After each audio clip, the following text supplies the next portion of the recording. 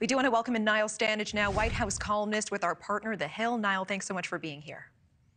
Good to be here, Natasha. So we're looking at a new poll showing DeSantis is losing ground to Trump among Republican voters. And then we're also seeing now a majority of Florida Republicans in Congress are already choosing sides and they're picking Trump. What does DeSantis need to do to turn the tide in his favor at this point? Well, I think, first of all, not to state the obvious, he probably needs to declare his candidacy sooner rather than later. Now, that is a little bit complicated because there is a law in Florida that prohibits state office holders from running for federal office. That's in the process of being changed. But right now we have, of course, the former president in the race attacking DeSantis all the time. DeSantis struggling for traction. We have seen Republican voters rally around the former president since his indictment. And really, Ron DeSantis makes some missteps on things like foreign policy, particularly Ukraine. So it hasn't been a good stretch for DeSantis, and that has seen Trump widen that gap. And the Florida lawmakers' point is an important one. But looking way down the line now, do you see a world in which Trump or DeSantis, whoever wins the GOP nomination, chooses the other to be his running mate? I do not see such a scenario, Natasha. I think that would be a difficult one to imagine.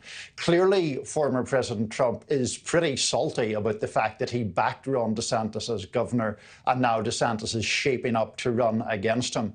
If DeSantis were to run and defeat Trump for the nomination, firstly, I think there's no possibility that Trump would accept an offer, and I think there's very little possibility that such an offer would be made. Although one thing I would say, in a scenario where Ron DeSantis wins the nomination, he's going to have a terrible battle to get hardcore supporters of the former president on board with his general election bid. Oh, I appreciate that. Let's talk about the Democrat side quickly. Evan was just talking about the multiple reports that say President Biden expected to announce his re-election next week, possibly Tuesday, on that anniversary of his 2020 announcement. What are you tracking there?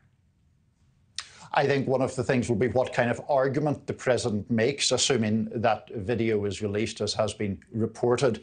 It is a tricky situation that the president is in. His approval ratings are not good.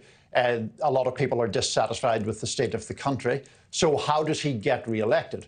My best guess is his attempt will be to paint the Republican Party as extreme. We've heard him use the phrase MAGA Republicans a lot. Will he use that in a campaign announcement? Will that come further down the line? What is the central argument of the Biden re-election campaign? All right, Niall Stanage, always appreciate the insight and time. Thank you. Thank you. Thank you for watching. Go to newsnationnow.com to find News Nation on your television provider. And don't forget to click the red subscribe button below to get more of News Nation's fact-driven, unbiased coverage.